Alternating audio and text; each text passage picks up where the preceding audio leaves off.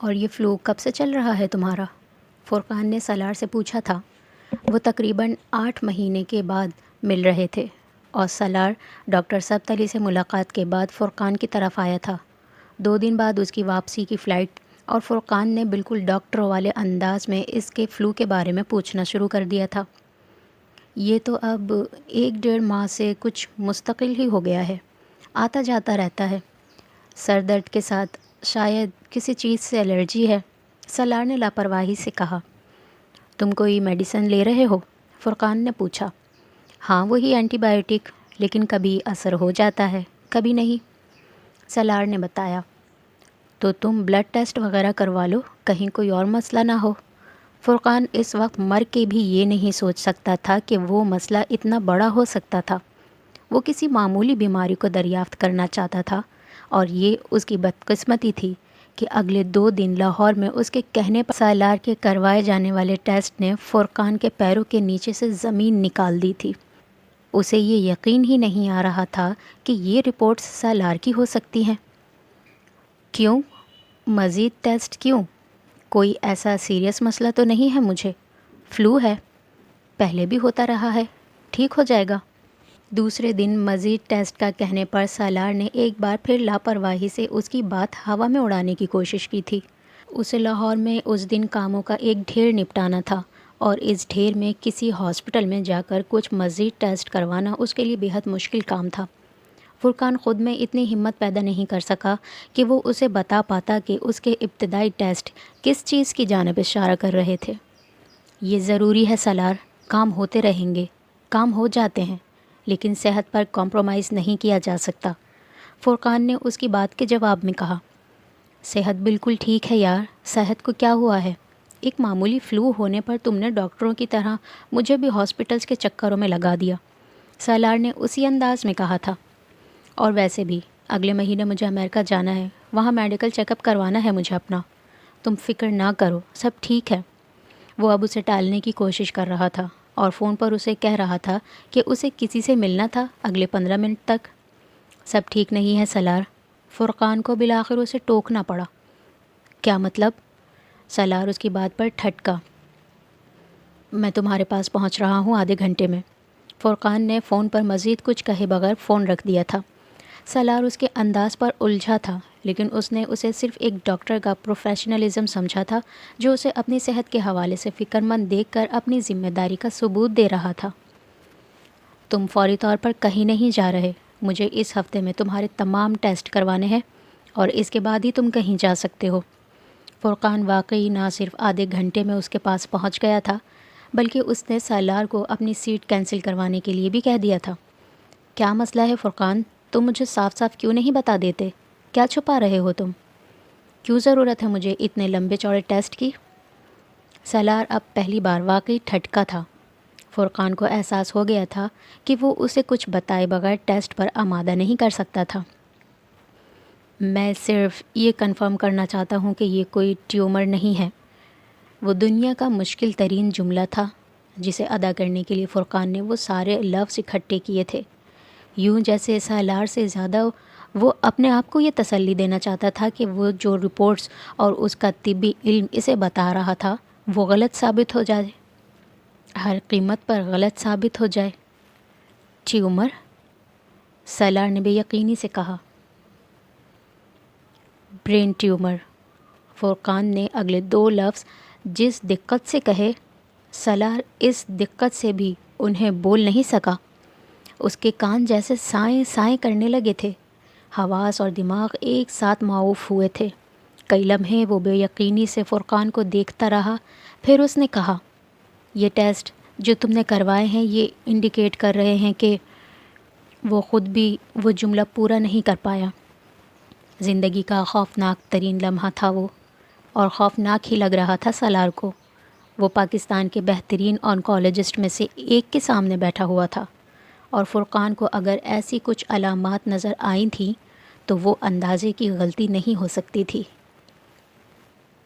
اوہ مائی God! حمین نے امامہ کے ساتھ اسکول کوریڈور میں چلتے ہوئے اپنے مخصوص انداز میں قلقاری مارتے ہوئے اپنی خوشی کا اظہار کیا۔ Mummy, I have made you so famous! Mummy मेरी वजह से आप बहुत मशहूर हो गई हैं। अमामा पेरेंट टीचर मीटिंग अटेंड करने स्कूल आई थी और हुमैन को पढ़ाने वाला हर टीचर हुमैन की मम्मी से मिलने का ख्वाहिशमंद था। और स्कूल में होने वाली वो पेरेंट टीचर्स मीटिंग जो कभी सलार और अमामा के लिए जिब्राइल और अनाया की वजह से फ़ख्र का बाइस होती थी, अब एक कड़वी गोली थी या फिर तलवार की धार जिस पर चलने के सिवा उनके पास कोई चारा नहीं था। और आज भी ऐसा ही हुआ था। हर टीचर के पास हुमैन का एक आमाल नामा था जो वो अमामा को दिखाना चाहता था। आई एम सो डिसअपॉइंटेड, मैं बहुत मायूस हुई हूँ। अमामा ने अपने साथ चलती हुई रईसा को अपने दाईं तरफ से बाईं तरफ करते हुए हुमैन को सर्जिश की, जो इस बात पर बेहद फ़ख्र महसूस कर रहा था कि उसकी वजह से उसकी मम्मी हर जगह जानी जा रही थी। देखो, रईसा की किसी ने शिकायत नहीं की। I am so proud of हर, मुझे इस पर फ़ख्र है। अमामा ने इसे रईसा की मिसाल देनी शुरू की। I don't think so, human ने माँ की बात से मुतासिर हुए बगैर कहना शुरू किया। Every teacher said that she can't speak well, her teacher का कहना है कि वो सही से बोल नहीं सकती। इससे पहले कि वो फिर शुरू हो जाता, अमामा ने उसे रोकना ज़रूरी समझा। वो सीख लेगी, अभी बहुत छोटी है। अमामा ने रईसा का दिफा करना ज़रूरी समझा, लेकिन जो हुमैन कह रहा था वो गलत नहीं था। रईसा को अडॉप्ट करते हुए अमामा ने कभी नहीं सोचा था कि इस बच्ची की परवरिश से बड़ा चैलेंज इसे लिखना पढ़ना सिखाना था। इसे ये मसला अपने बच्चों के साथ नहीं हुआ था। वो पैदाइशी ज़हीन थे, माँ बाप दोनों की तरफ से, और उनके लिए कोई चीज़ भी सीखना केक वॉक था। रईसा के साथ मामला मुख्तलिफ था।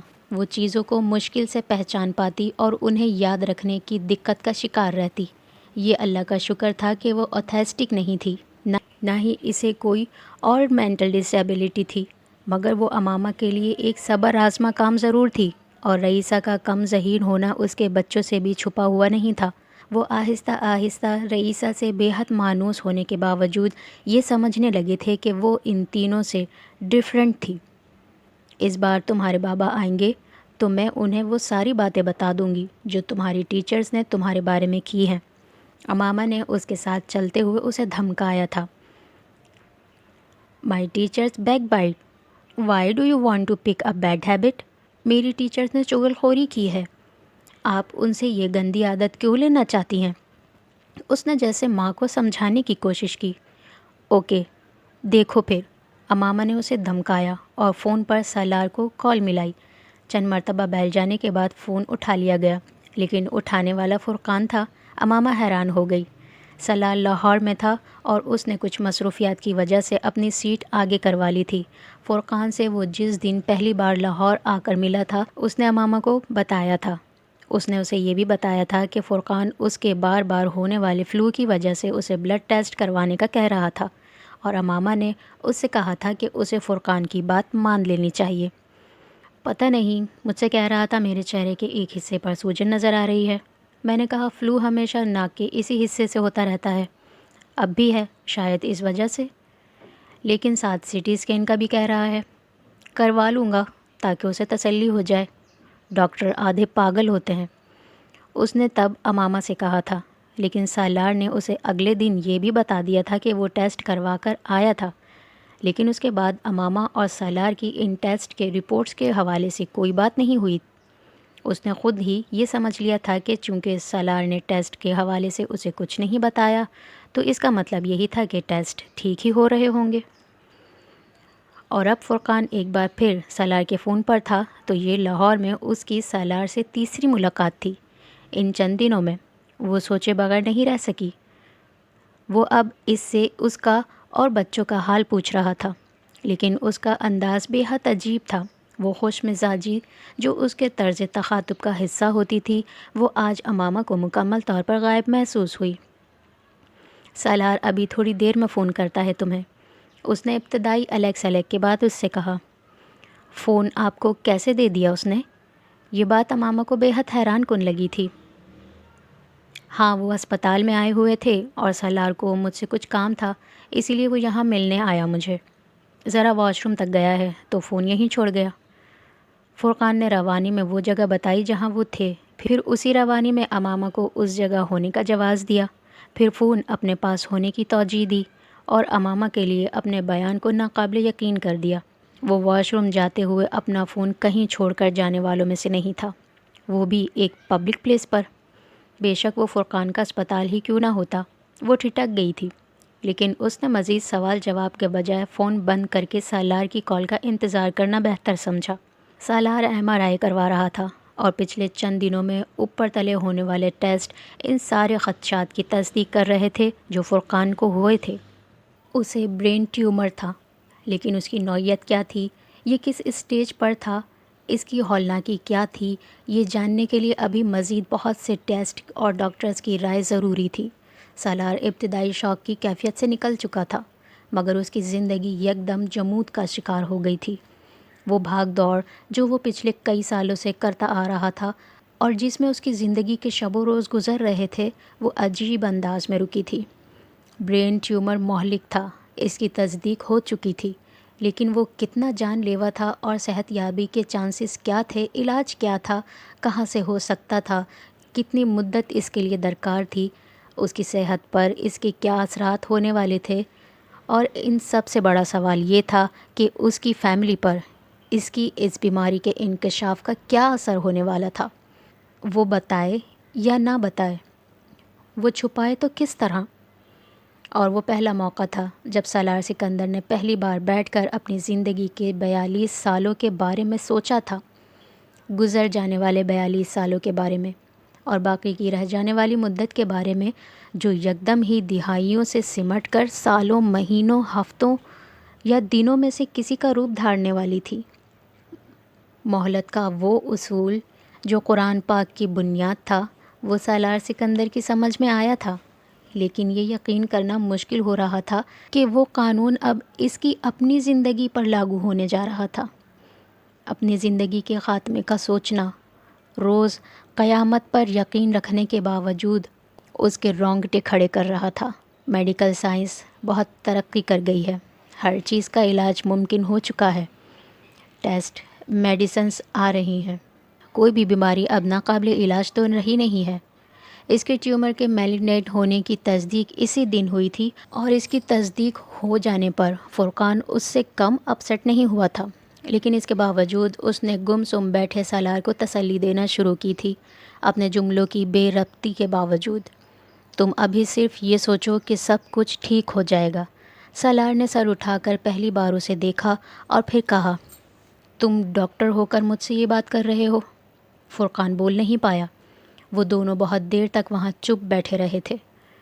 تم فوری طور پر امریکہ چلے جاؤ، بلکہ میں تمہارے ساتھ چلتا ہوں، وہاں بہترین ڈاکٹرز اور اسپتال ہیں، ہو سکتا ہے وہاں اس کا علاج ہو جائے، یا ہو سکتا ہے کوئی اور حل ہو۔ وہ اب ڈاکٹر بن کر نہیں، اس کا ایک عزیز دوست بن کر بات کر رہا تھا۔ امامہ سے کیا کہوں؟ اس نے فرقان سے عجیب سوال کیا۔ ابھی کچھ کہنے کی ضرورت نہیں ہے، ایک بار امریکہ سے ٹیسٹ ہونے دو، دیکھو وہاں کے ڈاکٹرز کیا کہتے ہیں۔ فرقان نے اس سے کہا تھا، یہاں کے ڈاکٹرز کیا کہتے ہیں؟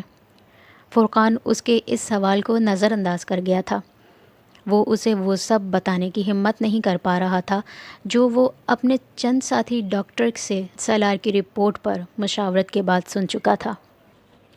پاکستان میں برین ٹیومر کا علاج اور نیورو سرجری اتنی ایڈوانسڈ نہیں ہے جتنا امریکہ میں، اس لیے یہاں کے ڈاکٹرز کی رائے میرے نزدیک زیادہ اہمیت نہیں رکھتی۔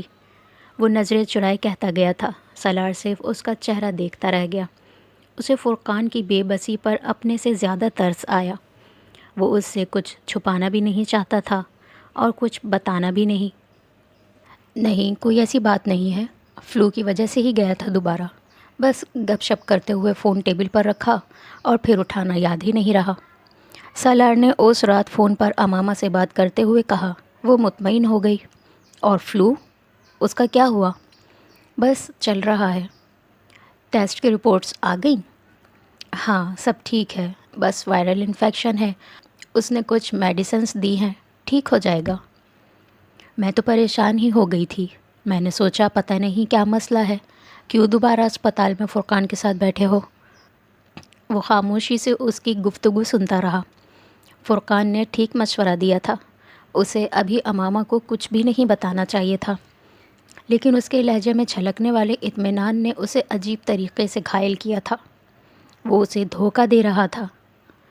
وہ اب اسے بچوں کے بارے میں بتا رہی تھی، بچوں سے باری باری بات کروا رہی تھی۔ وہ پچھلے 3 دن سے جبرائیل کو قرآن پاک نہیں پڑھا پایا تھا۔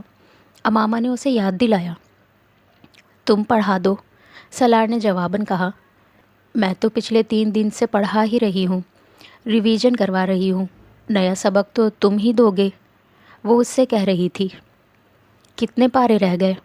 سالار نے اس کی بات پر عجیب غائب دماغی سے پوچھا۔ امامہ نے نوٹس کیا۔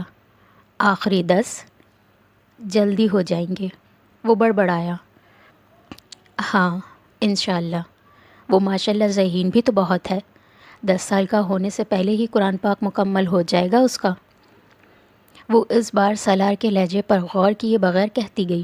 وہ چاہتے تھے جبرائیل اس سے بھی کم عمری میں قرآن پاک حفظ کر لیتا، کیونکہ وہ بلا کا ذہین تھا اور اس کی زبان بے حد صاف تھی، لیکن سالار نے اسے اس عمر میں قرآن پاک حفظ کرنے پر لگایا تھا جب وہ کچھ باشعور ہو کر اس کے معنی و مفہوم کے ساتھ ساتھ اس فریضے کی اہمیت سے بھی واقف ہو گیا تھا۔ اسکائپ کی اسکرین پر اب باری باری اس کے بچے دکھنے لگے تھے۔ وہ اب لیپ ٹاپ آن کیے ہوئے بیٹھا ان کی شرارتوں کو دیکھ رہا تھا۔ وہ ایک بھیانک حقیقت کے اندر بیٹھا ایک خوبصورت خواب دیکھ رہا تھا۔ وہ باری باری اپنی طرف کے کمپیوٹر کے کیمرے کے سامنے منہ کر کر کے باپ کو ہیلو کہہ رہے تھے۔ بابا آج میں نے کوکی بنائی ہے۔ انایا اسے اسکرین پر ایک بڑے سائز کا بسکٹ دکھا رہی تھی۔ واہ، یہ تو بہت یمی دکھتی ہے۔ سالار نے اپنے اندر کے فشار کو چھپاتے ہوئے بیٹی کو داد دی۔ وہ سب کچھ وہ اس طرح دیکھ رہا تھا جیسے زندگی میں پہلی بار دیکھ رہا تھا، کیونکہ وہ سب کچھ ختم ہونے والا تھا۔ امامہ ان سب کو وہاں سے ہٹا کر لے گئی تھی کیونکہ اب جبرائیل کو نیا سبق پڑھنا تھا۔ وہ اور ان کا 9 سالہ بیٹا آمنے سامنے بیٹھے ہوئے تھے۔ وہ سالار سے اگلا سبق پوچھ رہا تھا۔ سالار نے اسے پچھلا سبق سنانے کے لیے کہا تھا۔ جبرائیل نے پڑھنا شروع کیا تھا، سینے پر ہاتھ باندھے، آنکھیں بند کیے، خوش الحان آواز میں۔ اس نے باپ سے صرف ذہانت ورثے میں نہیں پائی تھی، خوش الحانی بھی پائی تھی۔ 9 سال کی عمر میں بھی اس کی قرأت دلوں کو چھو لینے کی صلاحیت رکھتی تھی، کسی بھی سننے والے کی آنکھوں کو نم کر سکتی تھی۔ جبرائیل نے کب اپنا پہلا سبق ختم کیا تھا سالار کو اندازہ ہی نہیں ہوا، وہ کہیں اور پہنچا ہوا تھا۔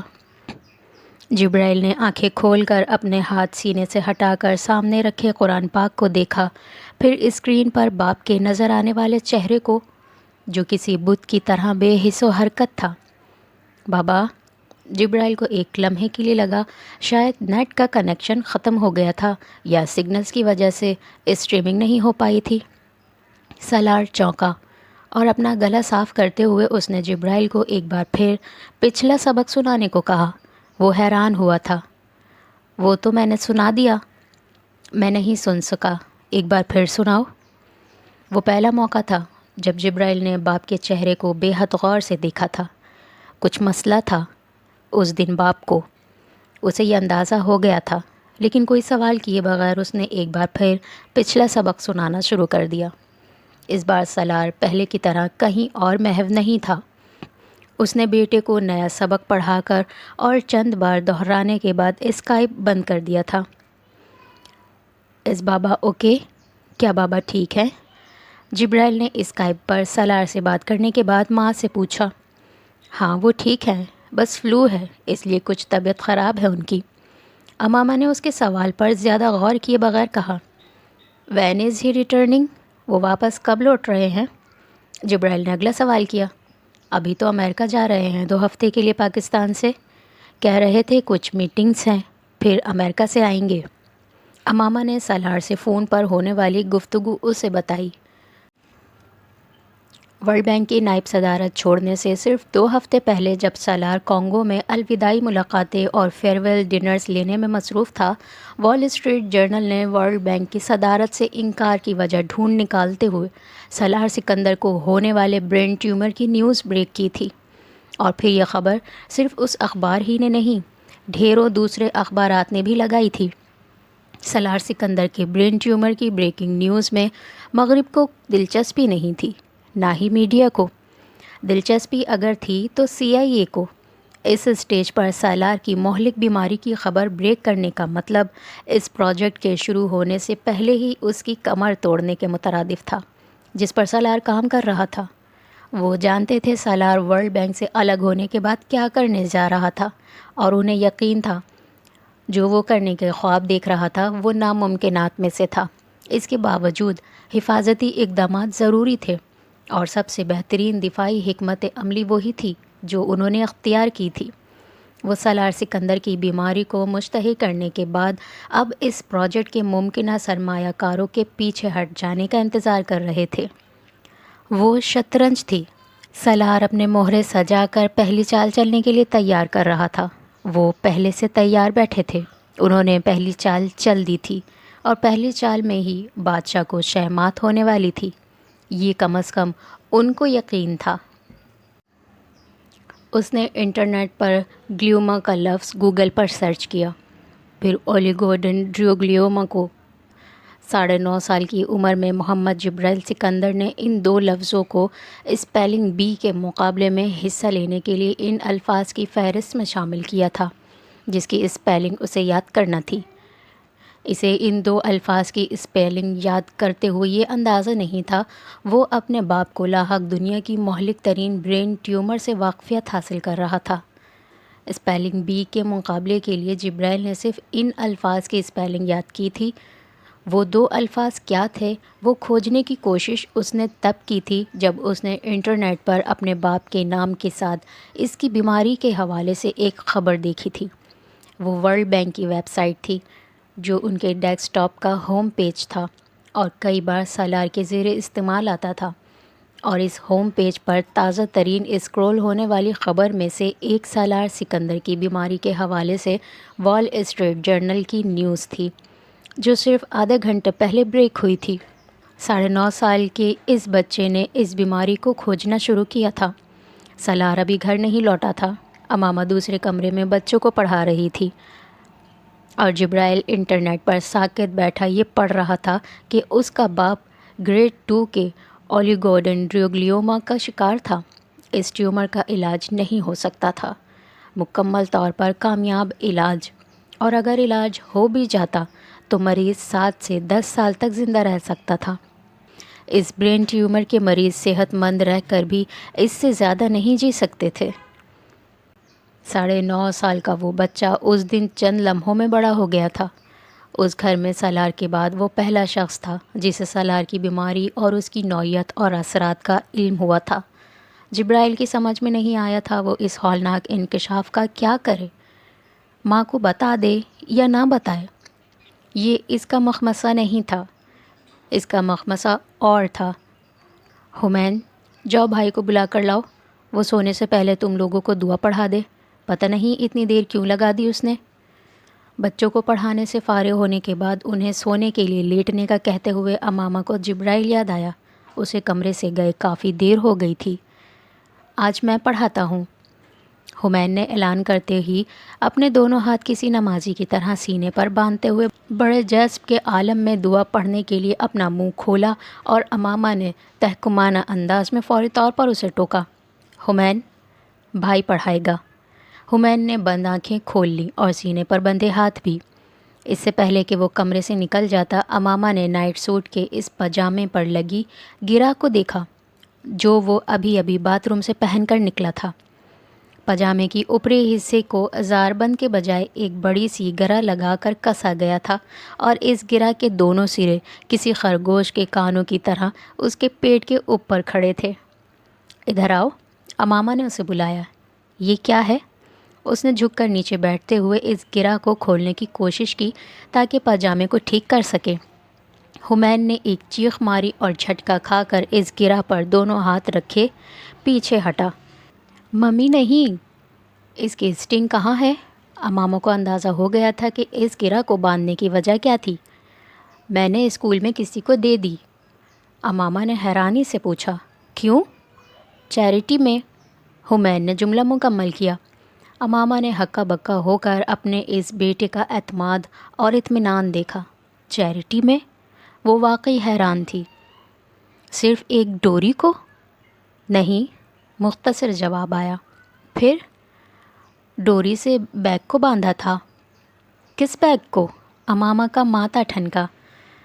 اس بیگ کو جس میں ٹوائز تھے۔ جواب ابھی بھی پورا آیا تھا۔ کس کے ٹوائز؟ امامہ کے ماتھے پر بل پڑے۔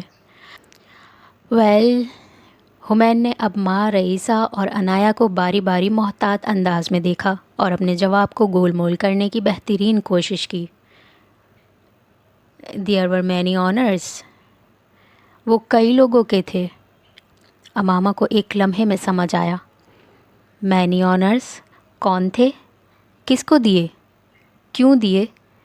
کس سے اجازت لی؟ اس نے یکے بعد دیگرے تابڑ توڑ سوالوں کی بوچھاڑ کر دی۔ یہ پہلا موقع نہیں تھا جب حمین سکندر نے مہاتما بدھ بننے کی کوشش کرتے ہوئے اپنے بہن بھائیوں کے کھلونے دان کیے تھے، اور اس کے بہن بھائیوں میں اگر بلا کا تحمل نہ ہوتا تو اس کے اس کارنامے پر ہر بار بلا کا رن پڑتا۔ عنایہ کی آنکھیں اب آنسوؤں سے لبالب بھر گئی تھیں۔ اس چھوٹے بھائی نے یہ طے کیا ہوا تھا کہ وہ ان کی ہر چیز کو کسی بھی وقت مشنری جذبے کے تحت کسی کو بھی دے سکتا تھا۔ ممی، عنایہ بری طرح بلبلائی تھی۔ Charity is not a sin. Charity گناہ نہیں ہے۔ حمین نے اپنی آنکھیں عادتاً گول کرتے ہوئے ان دو الفاظ کا ایک بار پھر استعمال کیا جو پچھلے کچھ دنوں سے بار بار اس کی گفتگو میں آ رہے تھے۔ رئیسہ اس ساری گفتگو کے دوران اپنے بیڈ پر لیٹی ان دونوں کو خاموشی سے سن رہی تھی۔ تم نے میرے کھلونے چرائے۔ عنایہ کا بس چلتا تو وہ اس کو پیٹ ڈالتی، کم از کم رات کے اس پہر جب اسے یہ اندازہ بھی نہیں تھا کہ وہ اس کا کون کون سا کھلونا چیریٹی میں دے آیا تھا۔ صبح بات کریں گے اس بارے میں، ابھی نہیں، امامہ نے مداخلت کی، اور اس سے پہلے کہ وہ کچھ اور کہتی صوفے پر پڑا اس کا سیل فون بجنے لگا تھا۔ اس کا خیال تھا وہ سالار کی کال تھی۔ حمین، جا کر اپنے بیڈ پر لیٹو، میں خود بلا لاتی ہوں جبرائیل کو۔ امامہ نے صوفے کی طرف جاتے ہوئے کمرے کے دروازے کی طرف جاتے حمین کو ٹوکا۔ وہ بے حد فرما برداری سے واپس اپنے بیڈ کی طرف آ گیا تھا۔ امامہ نے سیل فون پر سکندر عثمان کا نام چمکتے دیکھا اور کال ریسیو کرتے ہوئے اس نے تینوں بچوں کی طرف دیکھتے ہوئے اپنے ہونٹوں پر انگلی رکھ کر انہیں خاموش رہنے کا اشارہ کیا۔ سالار کہاں ہے؟ سکندر عثمان نے اس کے سلام کا جواب دیتے ہی عجیب اضطراب میں اس سے پوچھا تھا۔ ایک ڈنر میں گئے ہیں، بس ابھی آنے ہی والے ہیں۔ میں اسے کال کر رہا تھا، وہ میری کال ریسیو نہیں کر رہا۔ امامہ کو ان کے لہجے میں عجیب سی پریشانی اور گھبراہٹ محسوس ہوئی تھی۔ ہو سکتا ہے ڈنر میں آپ کی کال نہ لے پا رہے ہوں، وہ اکثر اپنا فون فنکشنز میں سائلنٹ کر دیتے ہیں۔ خیریت ہے نا پاپا؟ وہ پوچھے بغیر نہیں رہ سکی۔ تم لوگوں نے مجھے کیوں نہیں بتایا؟ اتنی بڑی بات مجھ سے کیوں چھپائی؟ سکندر عثمان حواس باختگی میں کہتے چلے گئے۔ انہیں کچھ دیر پہلے ان کے ایک عزیز نے اس حوالے سے فون کیا تھا۔ اس عزیز نے سالار کی بیماری کے حوالے سے یہ خبر کسی چینل پر دیکھی تھی اور پھر فوری طور پر افسوس کا اظہار کرنے کے لیے سکندر کو فون کیا تھا، اور سکندر عثمان ان کے اظہار افسوس پر شاکڈ رہ گئے تھے۔ انہیں یقین نہیں آیا کہ سالار کے بارے میں جو وہ کہہ رہے تھے وہ ٹھیک تھا، لیکن اس کے بعد اگلے 10-15 منٹوں میں انہیں اوپر تلے کئی کالز آئی تھیں، اور انہوں نے حواس باختگی کے عالم میں سالار کو کالز کرنا شروع کر دی تھیں جو اس نے ریسیو نہیں کی۔ اس ڈنر میں بیٹھے سکندر عثمان کی کال آنے سے بہت پہلے سالار کو یہ پتہ چل گیا تھا کہ میڈیا میں اس کی بیماری کی خبر بریک ہو چکی تھی۔ اس کے اسٹاف نے اسے اطلاع دی تھی، اور ڈنر ٹیبل پر بیٹھا ہوا سالار سکتے میں آ گیا تھا۔ اسے اس اسٹیج پر اس خبر کو آؤٹ ہونے کے مضمرات کا اندازہ چند ثانیوں میں ہو گیا تھا۔ وہ آگے نہیں سوچ سکا تھا۔ وہ چند گھنٹے پہلے گھر سے نکلتے ہوئے گھر پر ایک بہت خوش و خرم خاندان چھوڑ کر آیا تھا۔ جو بھی لاوا تھا اس کے اندر تھا، کوئی دوسرا اس کی لپیٹ میں آ کر خاکستر نہیں ہوا تھا۔ اور اب سالار سکندر کا فون ٹیکسٹ میسیجز اور مسڈ کال سے اٹ گیا تھا، اور وہ اس ڈنر ٹیبل پر بیٹھے صرف اس نقصان کو کنٹرول کرنے کے طریقے سوچ رہا تھا جو اس خبر سے پہنچ سکتا تھا۔ کیا نہیں بتایا پاپا؟ کیا چھپایا ہے آپ سے؟ امامہ کی سمجھ میں سکندر عثمان کی بات نہیں آئی تھی۔ اسے لگا اس نے شاید ان کی بات سننے میں اور سمجھنے میں کوئی غلطی کی تھی۔ برین ٹیومر کے بارے میں سکندر عثمان نے جیسے کراہتے ہوئے کہا تھا، مگر اس کے باوجود وہ سالار کا نام نہیں لے سکے تھے۔ امامہ اب بھی کچھ نہیں سمجھی تھی۔ Brain tumour? کس کے برین ٹیومر کے بارے میں؟ وہ الجھی، اور وہ پہلا موقع تھا جب سکندر عثمان کو احساس ہوا کہ وہ بھی ان کی طرح بے خبر تھی۔ پاپا، آپ کس کے برین ٹیومر کی بات کر رہے ہیں؟ امامہ نے ان کو خاموش پا کر ایک بار پھر پوچھا۔ جواب سکندر عثمان کے حلق میں اٹک گیا تھا۔ پاپا؟ امامہ ان کے مسلسل خاموش رہنے پر ایک بار پھر اپنا سوال دہرانا چاہتی تھی، مگر دہرا نہیں سکی۔ بجلی کے کوندے کی طرح اس کے دماغ میں اپنے ہی سوال کا جواب آیا تھا۔ سکندر عثمان کس کی بیماری پر یوں بے چین ہو سکتے تھے؟ سالار۔ کیا وہ سالار کی بات کر رہے تھے؟ سالار کے برین ٹیومر کی؟ ایک جھماکے کے ساتھ اسے کئی ہفتے پہلے کی فرقان اور اپنی بات چیت یاد آئی۔ ہاسپٹل کا وزٹ، کچھ ہفتوں سے سالار کا بدلا ہوا رویہ۔ وہ بے یقینی کے عالم میں فون ہاتھ میں لیے بیٹھی رہی۔ یہ اس کا وہم تھا، اسے وہم ہی ہونا چاہیے۔ اس نے جیسے گڑ گڑا کر دعا کی تھی، اب کچھ اور نہیں، کوئی آزمائش نہیں۔ اس نے اپنے مفلوج ہوتے ہوئے اعصاب کے ساتھ عنایا، حمین، رئیسہ کو دیکھا، جو خوش گپیاں کرتے ہوئے سونے کی تیاری میں مصروف تھے۔ فون پر اب دونوں طرف خاموشی تھی۔ نہ سکندر عثمان بول پا رہے تھے، نہ وہ پچھتاوا تھا۔ یہاں بے یقینی، سالار کا نام لینے کی نہ ان میں ہمت تھی، نہ اس میں حوصلہ۔ آپ سے کس نے کہا؟ امامہ نے بلاخر جیسے اپنے اوسان پر قابو پاتے ہوئے کانپتی ہوئی آواز میں ان سے پوچھا۔ اس نے اپنے پچھلے سوال کے جواب پر اصرار نہیں کیا تھا۔ اس نے تمہیں نہیں بتایا؟ سکندر عثمان نے عجیب بے بسی کے ساتھ اس سے پوچھا، یوں جیسے یہ نہیں کہنا چاہتے تھے، یہ کہنا چاہتے تھے کہ وہ خبر غلط تھی۔ کاش کہہ سکتے۔ امامہ کو اس سوال کا جواب دینے یا سوچنے کا موقع نہیں ملا۔ اس نے باہر ہارن کی آواز سنی تھی۔ میں کچھ دیر میں آپ سے بات کرتی ہوں پاپا۔ اس نے اپنے سرد پڑتے ہاتھ میں تھامے فون کو سنبھالنے کی کوشش کرتے ہوئے سکندر عثمان سے کہا، مجھے تمہیں نہیں بتانا چاہیے تھا۔ وہ اپنے پچھتاوے کا اظہار کیے بغیر نہیں رہ پائے۔ اس حالت میں بھی انہیں اندازہ ہو رہا تھا کہ ان کے اس انکشاف پر امامہ پر کیا گزری ہوگی۔ امامہ نے جواب نہیں دیا، فون بند کر دیا۔ سب کچھ یکدم ہی مہمل بے معنی ہو گیا تھا۔ کسی بت کی طرح فون کو گود میں رکھے وہ ساکت بیٹھی تھی۔ وہ ساری زندگی برے وقت سے ڈرتی رہی تھی اور برے وقت کی آہٹ پر کان لگائے رکھتی تھی، اور بس ابھی کچھ ہی سال تو ایسے گزرے تھے کہ اس نے آہٹوں پر کان لگانے بند کیے، اور برا وقت وہ جیسے سامنے آ کر کھڑا ہو گیا تھا، اتنا دبے پاؤں، اتنا اچانک کہ وہ ہل بھی نہیں پا رہی تھی۔ اس نے کچھ فاصلے پر عنایا اور رئیسہ کے ساتھ وقتاً فوقتاً گفتگو کرتا ہوا حمین سونے کی کوشش میں بھی صوفے پر بت کی طرح بیٹھی ماں پر نظریں جمائے ہوئے تھا۔ ممی نے دادا سے فون پر بات کی تھی اور پھر ممی خاموش بیٹھی ہوئی تھیں۔ وہ ہارن بجنے پر بھی پاپا کو ریسیو کرنے نہیں گئی تھیں۔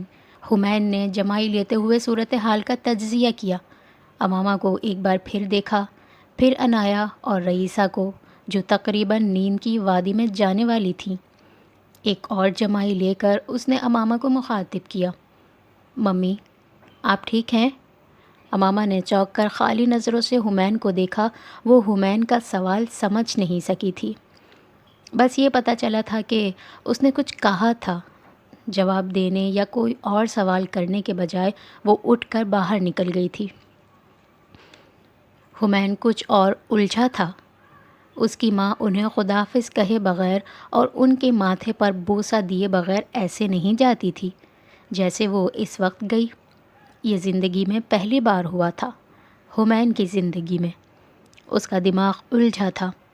اس گھر کے افراد باری باری اس طوفان کے ہچکولوں کو محسوس کرنا شروع ہو گئے تھے۔ تم ابھی تک جاگ رہے ہو؟ سالار نے لاؤنج میں داخل ہوتے ہی وہاں پڑے کمپیوٹر کے سامنے بیٹھے جبرائیل کو دیکھ لیا تھا۔